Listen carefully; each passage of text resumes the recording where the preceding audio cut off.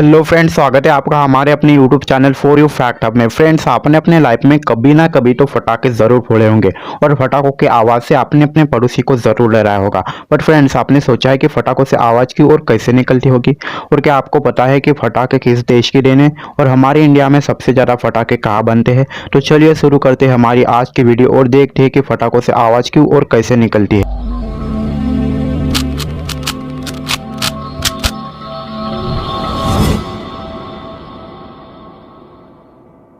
Fact number 9। फटाकों की शुरुआत 7वीं शताब्दी में चाइना में हुई थी। चाइना में एक खाना बनाने वाले व्यक्ति ने गलती से चारकोल, सल्फर और पोटेशियम नाइट्रेट को मिला दिया था और गलती से वह आग लग गई थी और इसी वजह से हमें बारूद का पता चला और बाद में इससे ही फटाकों का निर्माण हुआ।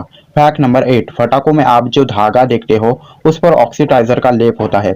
आसान शब्दों में समझे तो आग को बारूद तक पहुंचाने का एक रास्ता होता है। Fact number 7। अगर दोस्तों आप फटाकों के शौकीन हो तो आपने ग्रीन फटाका जरूर सुना होगा। ग्रीन फटाकों का मतलब यह होता है कि जिन फटाकों में नॉर्मल फटाकों से 40 to 50% कम हार्मफुल गैस निकलती है।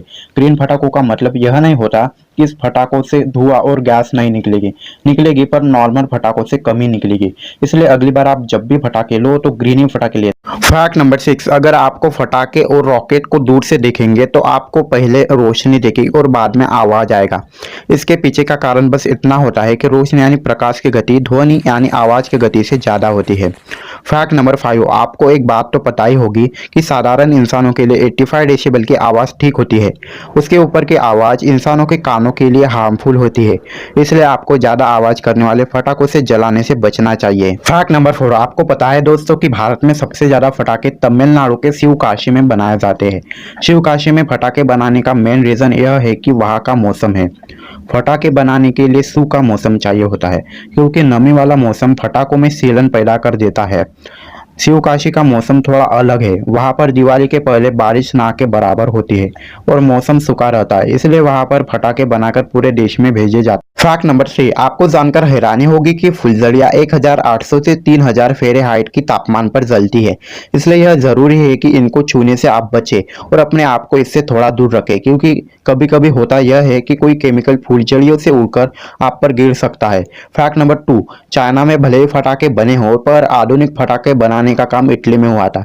इटली में बारूद पर बहुत से रिसर्च हुए हैं और रॉकेट वाले फटाके भी इटली में ही बनाए गए थे और कलरफुल वाले फटाकों का भी जन्म इटली में ही हुआ था। Fact number 1। अब जानते कि फटाके आवाज क्यों करते हैं। स्कूल में आपने पढ़ा होगा अलग अलग केमिकल आपस में मिलते हैं तो कुछ न कुछ केमिकल रिएक्शन होता है, तो ऐसा ही कुछ फटाकों के साथ भी केमिकल रिएक्शन होता है। तो होता क्या है कि फटाके में यूज होने वाला बारूद पोटेशियम नाइट्रेट, सल्फर और चारकोल का एक मिश्रण होता है।